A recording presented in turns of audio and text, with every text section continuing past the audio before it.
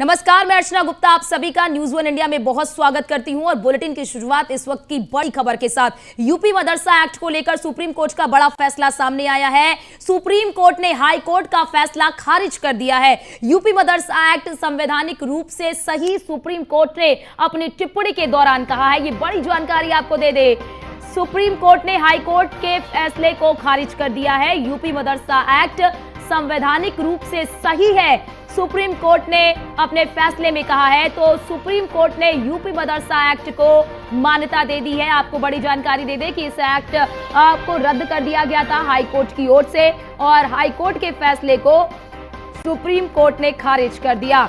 तो supreme court ने high court के फैसले को खारिज कर दिया और बड़ा फैसला देते हुए कहा कि संवैधानिक रूप से सही है यूपी मदरसा एक्ट।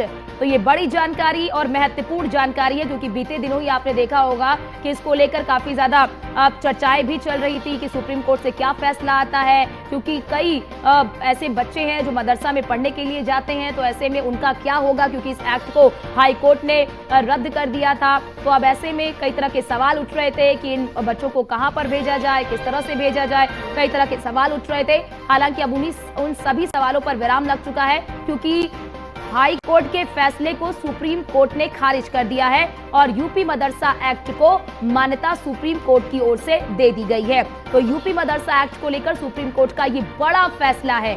सुप्रीम कोर्ट ने हाई कोर्ट के फैसले को खारिज कर दिया है और खारिज करते हुए ये बड़ा फैसला सुनाया है और कहा है अपने फैसले में कि जो यूपी मदरसा एक्ट है ये संवैधानिक फाइनल निर्णय आ गया है और उनके लिए भी और मदरसा बोर्ड की तरफ से भी वी वेलकम द डिसीजन।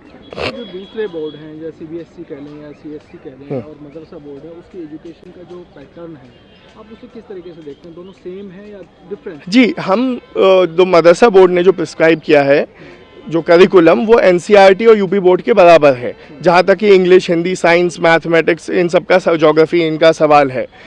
बस एक अलग से इस्लामिक इंस्ट्रक्शन दिया जाता है, जो कि एक संवैधानिक अधिकार है जनता का, जो मुस्लिम है खास करके उनका, कि वो उसकी एजुकेशन पाएँ।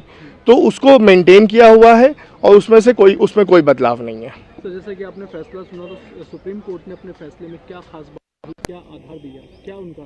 देखिए, अभी डिटेल जजमेंट आएगा, अभी प्रोनाउंसमेंट ही हुआ है और प्रोनाउंसमेंट में उन्होंने सीधा पूरी तरह से उस जजमेंट को सेट असाइड किया है। कहा है कि वो सेकुलरिज्म के कॉन्सेप्ट के विपरीत नहीं है और हम इस फैसले का बहुत वेलकम करते हैं।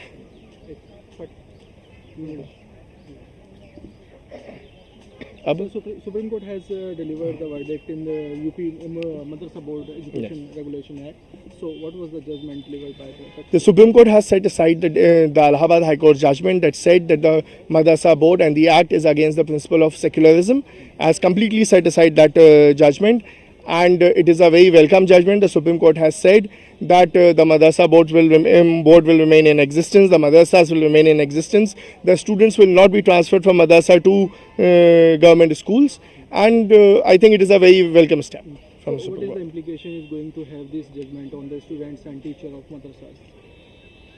So the High Court judgment had caused a lot of problem for the madrasa teachers, for the students studying in madrasa.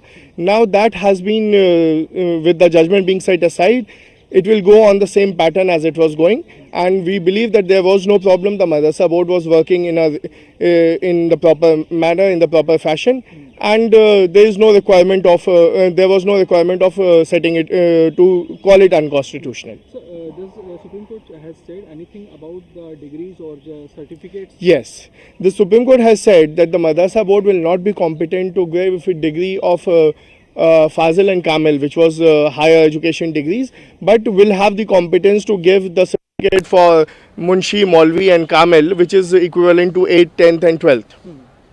So how do you see the judgment? How it is going to be? See, we will read the judgment when it is published, and we'll be able to give a proper opinion only after that. However, from what we